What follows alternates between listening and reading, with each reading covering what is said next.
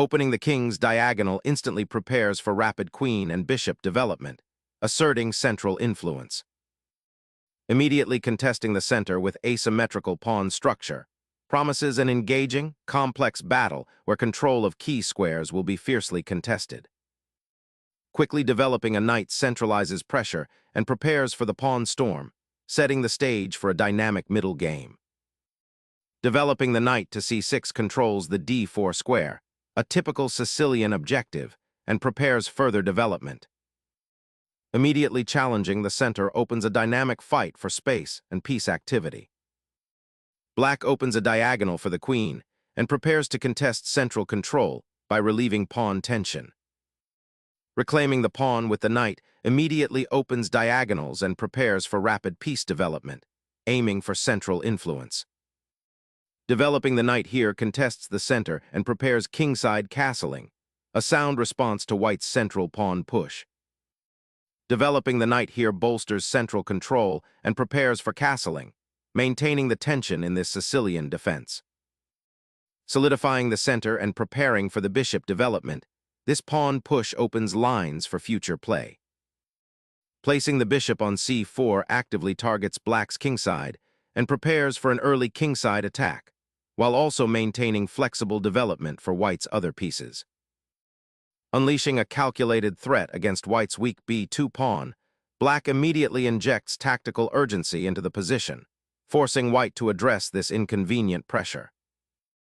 Retreating the knight from the pawn's immediate pressure allows it to redeploy for a more effective defensive posture, potentially targeting the c5 square or supporting a future pawn push on the kingside, while also avoiding a tactical exchange that might simplify the position prematurely and diminish white's attacking prospects. Solidifying the pawn chain now allows black to contest the d4 square more effectively and prepares for potential a6 and bb4 ideas, aiming to disrupt white's bishop placement. Securing the monarch is paramount, establishing a safe haven for the king and paving the way for potential pawn advancements in the center or queenside, while simultaneously preparing to connect the rooks for future action on open files.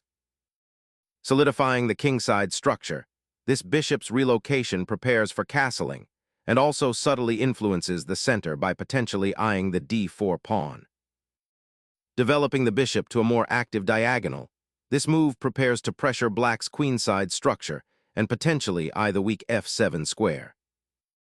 The queen repositions, seeking a safer harbor while subtly preparing for potential pawn pushes on the queenside. This relocation avoids immediate pressure from the bishop and maintains flexibility, though it slightly reduces the queen's influence on the central squares for now. Consider how this change affects potential breakthroughs for both sides. The queen's absence from a more active square could invite counterplay. Pushing the f-pawn aggressively secures more central space and prepares for a kingside pawn storm, though it does create a slight weakness on the dark squares around your own monarch. Safeguarding the monarch becomes the immediate priority as the king seeks the safety of castled quarters, a natural response to white's aggressive pawn push on the kingside. This maneuver also prepares for potential central pawn breaks and frees the rook for future action.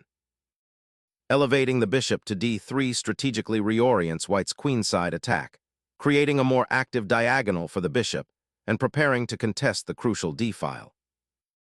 Securing a queenside foothold and preparing for potential pawn advances, this move creates a subtle, long-term structural advantage, even if its immediate impact is defensive.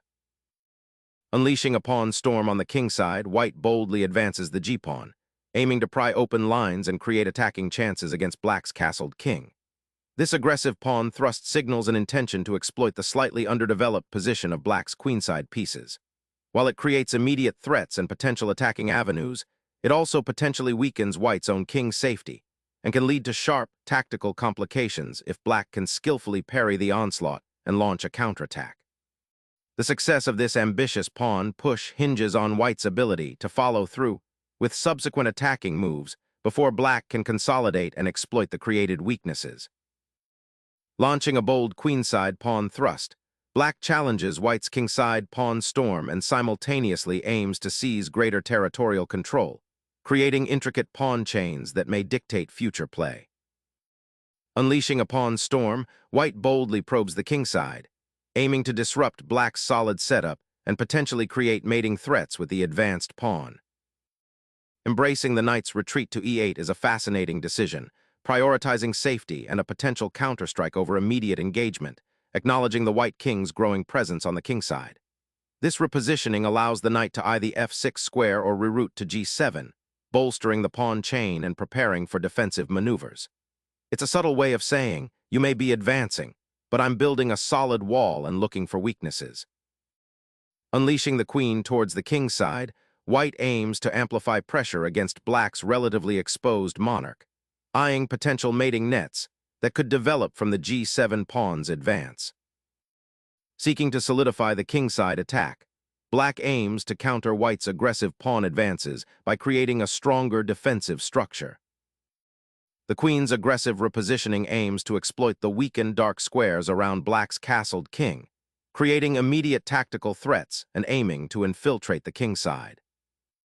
Black aggressively challenges white's kingside pawn storm by planting a pawn on f5, aiming to disrupt the attacking structure and potentially open lines for counterplay. This move, while seemingly creating immediate complications, introduces a significant pawn weakness on e6 if white can exploit the altered pawn chains. It also signals a shift in black's strategy from passive defense to active counteraggression, forcing white to reevaluate their attacking plans. The knight on e8 is now ideally placed to support this pawn thrust and potentially jump into the fight, but the overall king safety of both sides has become a paramount concern. Opening a crucial diagonal for your queen and threatening the weak pawn structure around black's king, this exchange liberates your piece and creates immediate pressure. Embracing the pawn storm's chaos, black recaptures, accepting the doubled f-pawns as a necessary evil to break open the kingside and disrupt white's attacking momentum before it can fully coalesce. This aggressive response opens lines and offers counterplay, aiming to exploit the exposed nature of white's monarch which, though seemingly safe behind its pawns, now faces the prospect of a sharp tactical battle. The immediate consequence is a fascinatingly unbalanced pawn structure, promising dynamic possibilities where material advantage might be secondary to the initiative and the creation of clear attacking chances for either side. Unleashing the knight to the center signals an immediate threat of disruption around black's castled king, aiming to exploit the weakened kingside pawns. Unleashing the knight from its stifled d-file position and preparing to bring it into the central fray, this maneuver simultaneously eyes potential weaknesses on the kingside and opens a crucial path for the bishop on c8 to participate in the battle. Asserting control over the central files, this deployment of the rook anticipates a potential struggle for dominance on the e file, simultaneously reinforcing the d-pawn and preparing for future pawn pushes that might involve the f file. The knight's retreat to g7 signifies a defensive maneuver, repositioning to safeguard the kingside while potentially redeploying to the f5 square if the opportunity arises, thereby influencing the center and the critical g-file. Initiating a rook's journey to the attacking flank, this maneuver aims to reinforce the g-file pressure and prepare for potential future advances like g6, or even a direct assault on the black king's shelter. This move aims to bring the rook into the attacking formation, increasing pressure on the kingside. It anticipates further pawn advances or piece activity on that wing. The knight's repositioning aims to bolster the kingside defense, a crucial endeavor given white's encroaching pawns and the exposed nature of black's monarch. By vacating the f6 square, it permits a potential retreat for the king should the central lines collapse or opens a path for further pawn pushes to counter white's aggressive buildup, though it does concede space and tempo in the short term. The queen's bold thrust to the fourth rank initiates a fascinating strategic battle, aiming to exploit the weakened kingside and potentially create mating threats. White's pieces are now dynamically positioned, with the queen actively participating in the central action and eyeing the kingside. This energetic placement demands black's immediate attention, as passive defense could prove disastrous. Consider the implications of this active queen, how it interacts with the pawn structure, and what defensive resources black must muster to neutralize white's aggressive intentions. The game is entering a phase where tactical sharpness and precise calculation will be paramount. Seeking to liberate the beleaguered knight from its defensive post, this maneuver aims to redeploy it to a more active square, potentially supporting a kingside counterplay or bolstering the central defense, even if it temporarily concedes space and allows the opponent's queen to dominate the 7th rank. Asserting control over the h-file with the rook's relocation opens a direct assault vector, aiming to exploit the weakened kingside structure black has inadvertently allowed to form. Unleashing a pawn storm is a bold choice here, creating immediate tension on the king side and potentially opening lines, but it leaves your monarch alarmingly exposed to future attacks. Preparing to redeploy the bishop, this maneuver intends to activate the piece from its current passive post on c4, seeking better squares and potentially joining the kingside attack or reinforcing the queenside depending on the unfolding situation. Opening up the diagonal for the bishop with 22. G6 injects some much-needed dynamism into black's position, as the knight on g7 was rather passive, and the potential for counterplay on the kingside is now slightly increased. Harnessing the queenside pressure, this repositioning of the queen seeks to exploit the weakened kingside dark squares and create a harmonious battery with the rook on the h-file, even if it means a slight loss of immediate attacking impetus. Exploiting the pin on the f-pawn, black lunges forward, seeking to unravel white's somewhat cramped queenside and open lines for counterplay. This advance aggressively challenges white's central control and attempts to force concessions before white can solidify their kingside attack. The knight's journey back to the queenside is a subtle maneuver, aiming to consolidate white's forces and prepare for a potential pawn storm on the kingside after the recent pawn thrusts. It also untangles the nc3 piece, potentially rerouting it to a more active square or supporting a central advance. This repositioning signals a shift from the initial aggressive kingside expansion towards a more solid, positional setup, ready to exploit any weaknesses black might have created in their own pawn structure. Black finally ignites the center, breaking the stalemate and creating immediate complications. This aggressive pawn thrust rips open the position, challenging white's central control and potentially unleashing dangerous attacking lines for black's pieces, particularly the bishop on e7, which has been looking for an active role. The ensuing pawn exchanges will likely define the character of the middle game and demand precise calculation from both sides, shifting the focus from white's kingside space grab to dynamic central counterplay. Finally, white breaks the pawn structure, creating immediate threats around black's castled king by opening lines and exposing weaknesses. A critical moment where material is exchanged, potentially unlocking the queen's diagonal, but at the cost of a temporarily weakened pawn structure around the king. The rook returns to its starting file, reasserting control and preparing to participate in the unfolding complications on the kingside. A critical repositioning now that the center has somewhat stabilized and black's pawn structure is visibly weakened. Sacrificing the exchange so early feels like a desperate gamble to unlock an attack on white's kingside, but it creates significant structural weaknesses on black's queenside and in the center. This audacious pawn grab rips open lines that white's pieces are already well positioned to exploit, especially the active rook on the 7th rank. By surrendering the rook, black essentially hopes for a swift mating net. But without that immediate, decisive strike, they are likely to find themselves overwhelmed by white's superior piece activity and the open lines leading towards their monarch. The bishop's centralizing advance shatters black's pawn chain, opening critical lines towards the exposed king and exploiting the weakened dark squares that resulted from the prior exchange sacrifice. A solidifying maneuver, the bishop retreats to a more robust defensive post, reinforcing the queenside and preparing to contribute to the center's eventual struggle, while simultaneously eyeing potential tactical nuances around white's aggressive pawn storm. A daring maneuver, aiming to exploit the now exposed king by opening the h-file, white sacrifices piece mobility for direct attacking potential. Focusing on the king's newfound activity, this maneuver bravely brings the monarch into the fray, aiming to support the beleaguered g-pawn and potentially exploit the open files that white has meticulously constructed. It's a daring gamble, potentially sacrificing structural integrity for dynamic counterplay, a stark contrast to the passive defense seen earlier. A bold repositioning of the queen, this square allows it to survey the d-file, potentially pressurizing the black king's defenses and also offering support for a future pawn push on the queen side, a dynamic shift that introduces new attacking possibilities. A bold attempt to unlock white's queenside and disrupt their kingside fortress by immediately challenging the bishop on e4, aiming to force exchanges and simplify into a potentially more favorable endgame, although it leaves the knight on d8 feeling quite exposed.